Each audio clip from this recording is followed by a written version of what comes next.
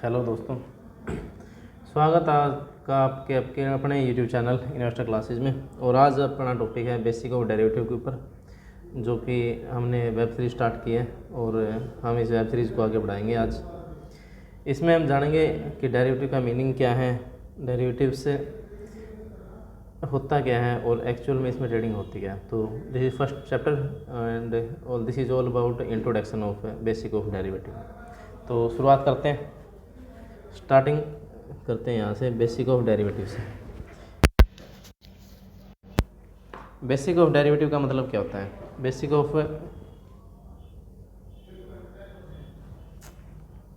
What is the meaning of derivative? Derivative का मतलब है किसी भी चीज़ की वैल्यू को ड्राइव करना।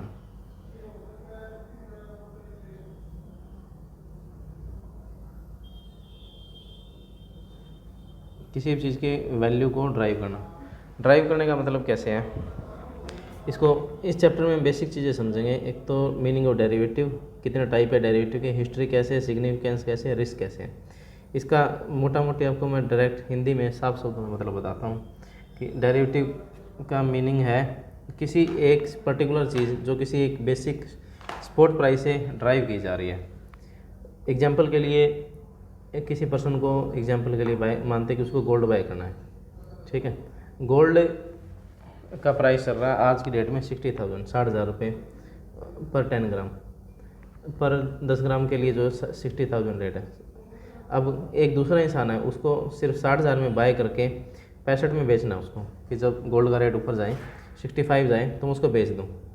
लेकिन वो चाहता क्या है कि मेरे पूरे पैसे मुझे इन्वेस्ट नहीं करने, 60,000 रुपये नहीं लगाने, मुझे सिर्फ जवानी ही क्या करना है, सिर्फ डील करनी है। It just a contract between two party. जो इसमें लिखा ना डेरिवेटिव इज ए कॉन्ट्रैक्ट, ये कॉन्ट्रैक्ट है बिटवीन टू पार्टीज़। इसमें क्या है कि ये दो पार्टी के बीच में कॉन्ट्रैक्ट हो रहा है।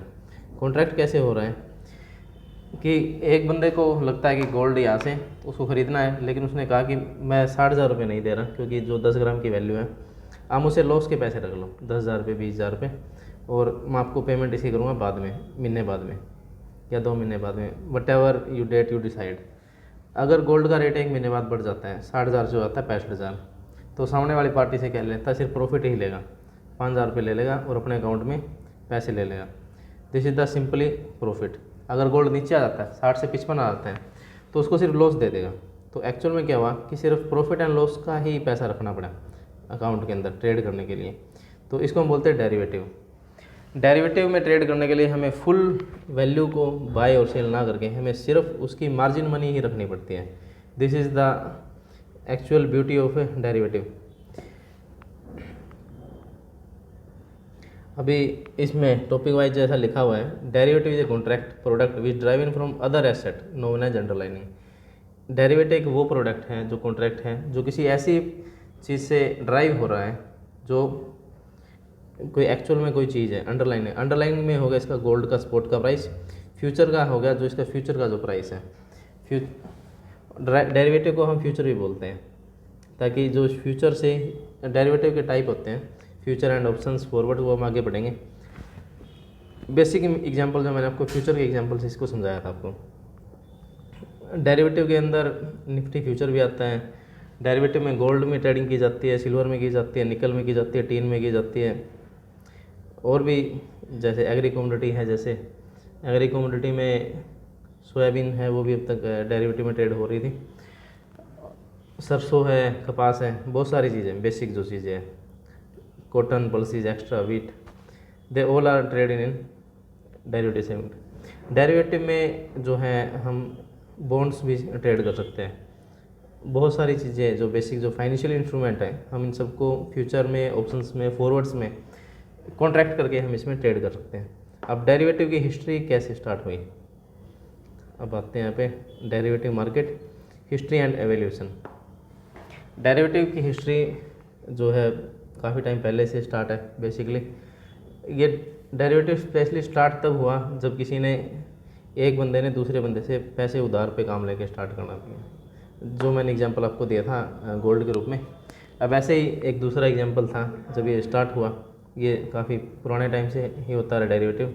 हिस्ट्री का किसी को ज़्यादा एग्जैक्ट पता नहीं होता, लेकिन जो डाटा अवेलेबल है, जो साइट पे अवेलेबल है, उसके अकॉर्डिंग ये 12वीं शताब्दी से बता रहे कि स्टार्ट हुआ है। हो सकता है उससे पहले भी लोग खरीदा बेची करते आ रहे हो। व्यापार तो शुरू से होता रहा, कई सालों से होता रहा।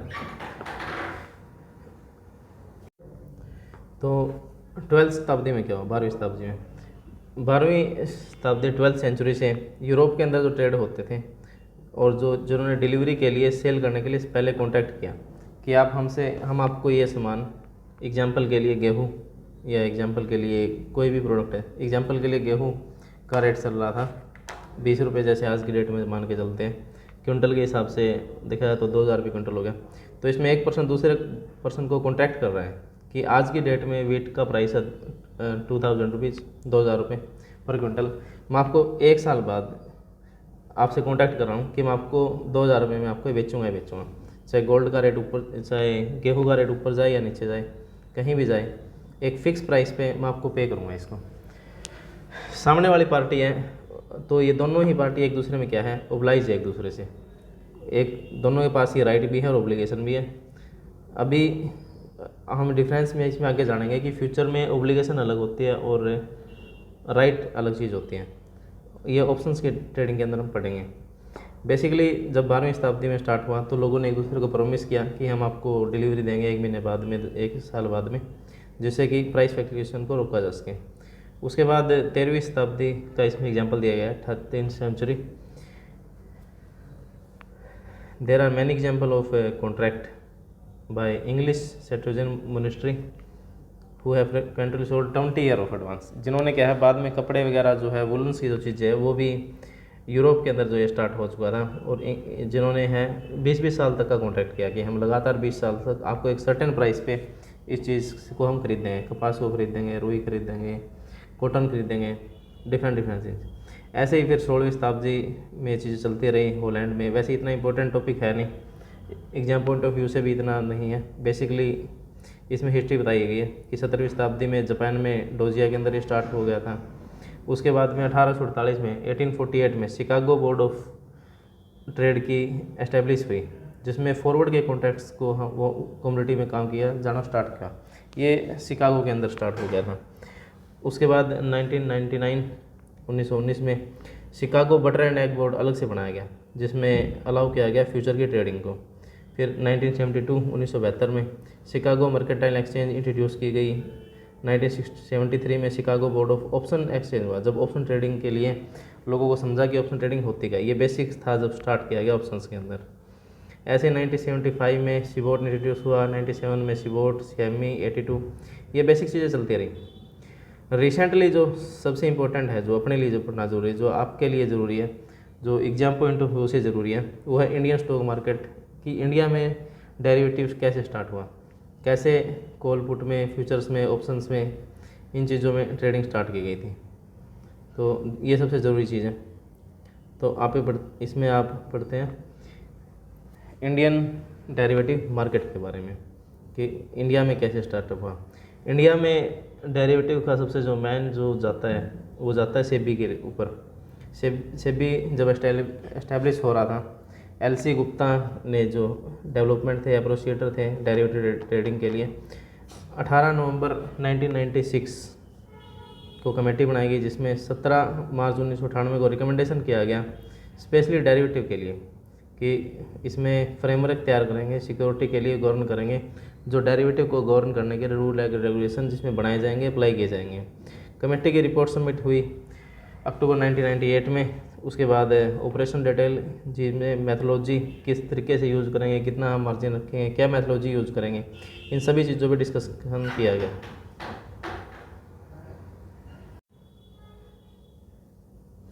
उसके बाद में बेसिकली 1998 के अंदर ही मार्जिन सिस्टम के बारे में डिक्लेयर किया गया, बताया गया। 1999 में security contract regulation act SCRA amend किया गया डेरिवेटिव्स के लिए, जिसमें डेवलप किया गया कि गवर्नमेंट भी जो है इसको गवर्न करेगी, सेबी का जिस पे कंट्रोल रहेगा, और जो भी अगर कोई डिस्प्यूट होता है, कंप्लेंट होती है, तो वो सेबी के द्वारा ही इसमें सेटलमेंट की जाएगी। उसके बाद जैसे ही डेरिवेटिव स्टार्ट हुआ, लोगों को धीरे धीरे जानकारी स्टार्ट हुई इसके अंदर इंडिया में 2 जून 2000 में, जिसमें परमिट किया गया BSE को और साथ में NSE को भी कि आप इक्विटी में स्टार्ट कर सकते हैं। बीएससी पे डेरिवेटिव का अब भी कोई खास ज़्यादा ट्रेडिंग का वॉल्यूम होता नहीं है, अब भी काफ़ी कम मात्रा में होता है। लेकिन जो बीएससी है, एनएससी है, एनएससी के ऊपर बहुत ज़्यादा मात्रा में सेगमेंट हैं और लोग इसमें स्टार्ट कर रखी है ट्रेडिंग। सबसे ज़्यादा वॉल्यूम ही एनएससी के ऊपर होता है। और सबसे ज़्यादा जब चेंज तब आया जब निफ्टी और सेंसेक्स इंट्रोड्यूस किए गए इसमें कॉन्ट्रैक्ट बेस पे, और ये स्टार्ट हुआ जून 2000 के अंदर, जब निफ्टी का फ्यूचर और सेंसेक्स के लिए भी कॉन्ट्रैक्ट बने रखे। आज की डेट में काम जो होता है वो निफ्टी फ्यूचर में होता है, सेंसेक्स का कोई फ्यूचर नहीं है। सेंसेक्स सिर्फ स्पॉट में ट्रेडिंग की जाती है, फ्यूचर के नाम पे उसके नाम पे कोई डेरिवेटिव फ़िलहाल नहीं है।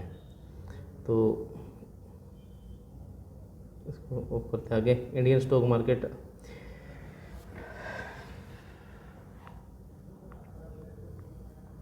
अभी पढ़ते हैं कि डेरिवेटिव के अंदर प्रोडक्ट कौन से हैं, कि किस किस प्रोडक्ट में ये है डेरिवेटिव्स के टाइप, जो एक्चुअल में डेरिवेटिव्स के लिए जो डिफ्रेंशिएट किया गया है। तो डिफ्रेंशिएट पे आते हैं इसमें प्रोडक्ट ऑफ डेरिवेटिव मार्केट। इसके अंदर है फॉरवर्ड। फॉरवर्ड होता क्या है, what is the meaning of forward? Forward का सिंपली मतलब है जो एक ऐसा कॉन्ट्रैक्ट फ्यूचर का जो बिटवीन टू पार्टी के अंदर है, एक बायर है एक सेलर है, बायर और सेलर के बीच में एक कॉन्ट्रैक्ट किया गया है जो कि ओवर द काउंटर कॉन्ट्रैक्ट है, जिसके अंदर सिर्फ दो बंदों ने बीच में डील किया है कि मैं आपको ये चीज़ इस रेट पे इतनी क्वांटिटी बेचूंगा। एग्जांपल के लिए अगर किसी को फ्यूचर खरीदना है निफ्टी का, तो उसको क्या है कि 50 क्वांटिटी फिक्स है कि निफ्टी का 50 का लोट है और एक्सपायरी पे ही ये आप हर रोज़ खरीद सकते, 50 का लोट ही खरीदा जाएगा, 50 का ही बिकेगा। एक्सपायरी जो है वो लास्ट थर्सडे को ही होगी, ये भी कंपल्सरी फिक्स है। ये फ्यूचर है जो स्टैंडर्डाइज फॉर्म में है। लेकिन फॉरवर्ड के अंदर क्या है कि चीज़ें फिक्स नहीं है, इसे कस्टमाइज फॉर्म के अंदर है। Forward is a contract, forward is a, आप समझ सकते हो इसे कि एक किस्म से फ्यूचर का ही कॉन्ट्रैक्ट है, बट ये कस्टमाइज है, जिसे बाय और सेलर दोनों अपनी मर्जी से अपनी शर्तों पे इसको कस्टमाइज कर सकते हैं। एग्जांपल के लिए एमसीएक्स के ऊपर गोल्ड ट्रेड होता है, जिसमें फ्यूचर में जो ट्रेड होता है, गोल्ड का जो साइज़ है वो फिक्स है कि 10 ग्राम के लिए ही एक अलग से गोल्ड बना रखा है और 1 किलो के लिए अलग से बना रखा है 1 kg। सो 1 kg और 10 gram, these are standardize form of a future of contract. लेकिन फॉरवर्ड के अंदर क्या है कि आप अपनी मर्जी से ओवर द काउंटर, यानी काउंटर के ऊपर बैठ के दो लोग आपस में, ओवर द काउंटर का मतलब ये नहीं कि दो पार्टियाँ सामने आके बात करेगी, यह डील होती है बैंक्स के थ्रू। मोस्टली जो होता है इसमें बैंक्स सेटलमेंट के लिए आते हैं और जो डील करवाते हैं कि फर्स्ट पार्टी सेकंड पार्टी के साथ डील करिए कि इतनी क्वांटिटी, एग्जांपल के लिए एक फ़िक्स लॉट ना करके 10 ग्राम की जगह हम इसमें 8 ग्राम आपको बेचेंगे, या फिर 1 kg की जगह 50 kg या 1.5 kg, जितना भी सूटेबल है। फर्स्ट पार्टी इस रेट पे इतने 1 साल के लिए, 2 साल के लिए, 3 साल के लिए, वट एवर दे वांट, और अगर जिस रेट पे रेडी है, उस जिस डेट के लिए रेडी है, उस डेट पे अपने हिसाब से कस्टमाइज फॉर्म में एक दूसरे के साथ डील करेंगे कि इस रेट पे हम खरीदने के लिए तैयार है, इस रेट में बेचने के लिए तैयार है। This is the forward contract, this is customize. इसको आप अभी आगे डिफरेंशिएट में समझोगे, थोड़ा और डिटेल में जाएंगे इस बारे में। फ्यूचर कॉन्ट्रैक्ट, फ्यूचर मैं ऑलरेडी पहले बता चुका हूँ। फ्यूचर कॉन्ट्रैक्ट जो है ये similar to forward also, but this is standardize. जो एक्सचेंज के द्वारा जो फ्यूचर जो है डेरिवेटिव जो है जो स्टैंडर्डाइज किया गया है, जो स्टैंडर्ड है कि इसमें फिक्स है कि इतना ही क्वांटिटी है। एग्जांपल के लिए निफ्टी के केस में 50 का ही लॉट है और एक्सपायरी है, जो एक्सपायरी मंथली एक्सपायरी है, 3 महीने तक की एक्सपायरी है। आप 1 साल आगे का निफ्टी का फ्यूचर ना बेच सकते ना ले सकते, क्योंकि वो अवेलेबल ही नहीं है। स्टैंडर्डाइज फॉर्म के अंदर सिर्फ 3 मंथ का ही अवेलेबल है। तो this is standardize, this is standardize जो एक्सचेंज के ऊपर ट्रेड हो रहा है, ये फ्यूचर जो बोलते हैं हम उसको बोलते हैं फ्यूचर ट्रेडिंग, जिसमें कॉन्ट्रैक्ट हो रहा है दो पार्टी के बीच में, जिसके अंदर साइज़ भी मैच्योरिटी डेट भी पहले से ही प्री डिफाइंड है और वो फिक्स है कि उस ना ही बिकेगा, उसी डेट को एक्सपायरी होगी। टाइम भी फिक्स है कि लास्ट थर्सडे को 3:03 पे ही एक्सपायरी मानी जाएगी। This is the fix. ये सारी चीज़ें पहले से ही फिक्स हो चुकी हैं, इसीलिए इसको बोलते हैं स्टैंडर्डाइज। ऑप्शंस के अंदर क्या होता है, ऑप्शन जो है पार्ट है डेरिवेटिव का ही। डेरिवेटिव के अंदर मेजरली 4 पार्ट होते हैं, पहला फॉरवर्ड, दूसरा फ्यूचर, तीसरे नंबर पे ऑप्शंस और लास्ट में है स्वैप। तो इससे पहले हम पढ़ेंगे ऑप्शंस के बारे में। ऑप्शंस में क्या होता है, options is a contract that give the right but not the obligation to buy or sell the underlining before the settle date and started price. Meaning क्या है इसमें, इसका मीनिंग है ऑप्शंस के अंदर ऑप्शन जो है राइट दे रहा है। एग्जांपल के लिए किसी को गोल्ड बाय करना और गोल्ड की कॉल बाय करनी है, या किसी को निफ्टी बाय करनी है, निफ्टी की कॉल बाय करनी है। निफ्टी चल रही है इस वक्त पे, आज की डेट में अगर मैं देख के चलूँ तो 17,100 रुपये, 17,100। If someone want to buy Nifty, अगर किसी को निफ्टी पूरी बाय करनी है तो उसको 17,100 मल्टीप्लाई बाई 50 कॉन्ट्रैक्ट की वैल्यू लगेगी, जिसमें उसको मार्जिन नहीं देना वैसे ओबियसली, जो 1 लाख से 1.5 लाख रुपए के बीच में लगेगा। It is very depend upon the situation and market. ये 1.20 से 1.25 के आसपास लगेगा, क्योंकि टोटल वैल्यू जो बनती है वो 8 लाख के आसपास बनती है निफ्टी की। लेकिन ऑप्शंस के केस में क्या है, ऑप्शंस में जो अगर कोई कॉल बाय करना चाहे 17,100 की निफ्टी की, तो उसको प्रीमियम पे करना पड़ेगा। ऑप्शंस की वैल्यू एग्जांपल के लिए मंथली की चल रही है, एग्जांपल 100 रुपये, तो उसको सिर्फ 100 रुपये, 100 रुपीज़ ओनली, 100 गुना में 50, सिर्फ 5,000 रुपये ही देने पड़ेंगे। और 5,000 रुपये में उसको राइट मिल गया कि निफ्टी को बाय करने का। अब अगर निफ्टी 17,000 से 18,000 जाती है, 50 का लोट है, तो प्रॉफिट होगा उसको 50,000 रुपये। 17,000 से निफ्टी जाती है 19,000, 20,000, तो उसी सेम रेशियो में जितना प्रॉफिट फ्यूचर वाले को आएगा, जितना उतना ही सेम प्रॉफिट ऑप्शंस को भी आएगा। तो बायर को क्या है, इसने राइट दे दिया कि आप निफ्टी बाय कर सकते हो 17,100 पे या 17,000 पे, जिस भी कॉन्ट्रैक्ट की कॉल या पुट बाय करके रखनी है। जिसमें मैक्सिमम रिस्क है वो है प्रीमियम का ही। और इसमें लेकिन इसमें ऑब्लिगेशन नहीं है, नॉट एन ऑब्लिगेशन। अगर किसी ने बाय किए निफ्टी, इसमें क्या है, ऑप्शंस जो है बंदे को, जो बायर है उसको राइट देता है, लेकिन ऑब्लिगेशन नहीं देता। ऑब्लिगेशन का मतलब कि 17,000 पे निफ्टी उसने 5,000 में कॉल खरीदी और निफ्टी का रेट हो गया 16,000 रुपये, ठीक है। तो अब उसको लेने की ज़रूरत नहीं है कि ऐसे उस पर कंडीशन नहीं कि उसको 16,000 में निफ्टी लेनी ही लेनी है। अगर ऊपर में गया तो प्रॉफिट में उसके पास राइट था कि वो बेच सकता है, लेकिन लॉस में उसके पास ऑब्लिगेशन नहीं है कि उसको 16,000 में खरीदनी ही पड़ेगी। नहीं मर्जी है, नहीं लेना, मतलब ऑप्शंस का रेट 0 हो गया, यू आर फ्री। तो ऑप्शन ट्रेडिंग में क्या है कि कॉल पुट जो है 0 हो जाती है अगर प्राइस नीचे आता है। ये सुनने में भी कॉम्प्लिकेटेड लग रहा है आपको, बहुत ही आसान चीज़ है, आगे हम इसको डिस्कस करेंगे तब आप समझ पाओगे आराम से। तो नेक्स्ट टॉपिक है अपना स्वैप। स्वैप का मतलब क्या होता है, a swap is agreement made between two party to exchange cash flow in the future according to prearranged formula.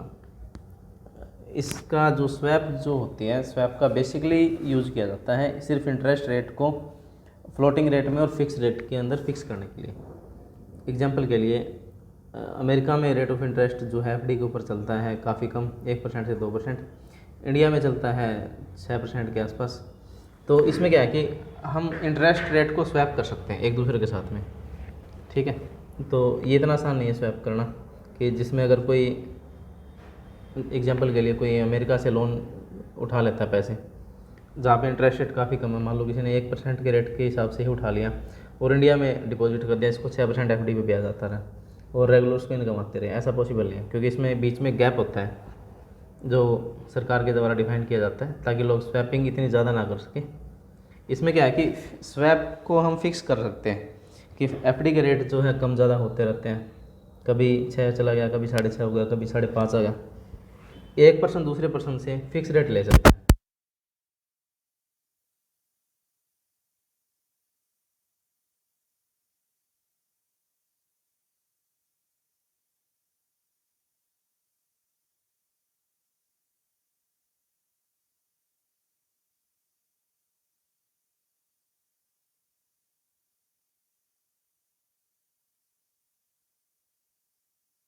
आ सकता है कि आप फिक्स इंटरेस्ट ले लो, ठीक है। ये फिक्स इंटरेस्ट एक पर्सन बेच रहा है, दूसरा बंदा ले रहा है, तो दिस इज द, जो खरीद रहा है उसको ये है कि मैं फिक्स कर लेता हूँ इसके साथ में 5 पे, और हो सकता है मुझे 6.5 भी आ जाए, 7 भी आ जाए। और जो बेच रहा है उसको वो स्ट्रेस फ्री रहना चाहता है कि अपने मुझे जो है ना कम चाहिए ना ज़्यादा चाहिए, मेरे को फिक्स चाहिए। तो फिक्स और वोलेटाइल के लिए ही स्वैप एक्सचेंज की जाते हैं 2% में। दूसरा करेंसी स्वैप, करेंसी के एक्सचेंज रेट पे और कमोडिटी के प्राइसेज है, इनमें भी स्वैपिंग चलती हैं। स्वैपिंग का मतलब कि गेहूँ का रेट इंडिया में अलग है, अमेरिका में अलग है, तो उसकी स्वैपिंग होती है आपस में, तो इसको बोलते हैं स्वैप। बेसिकली ये एक्सचेंज पे ट्रेड नहीं होती कोई भी स्वैप, इसको ओवर द काउंटर बैंक्स के थ्रू किया जाता है, जो खास करके जो फॉरेन बैंक है उनके थ्रू ये ट्रेड होती हैं।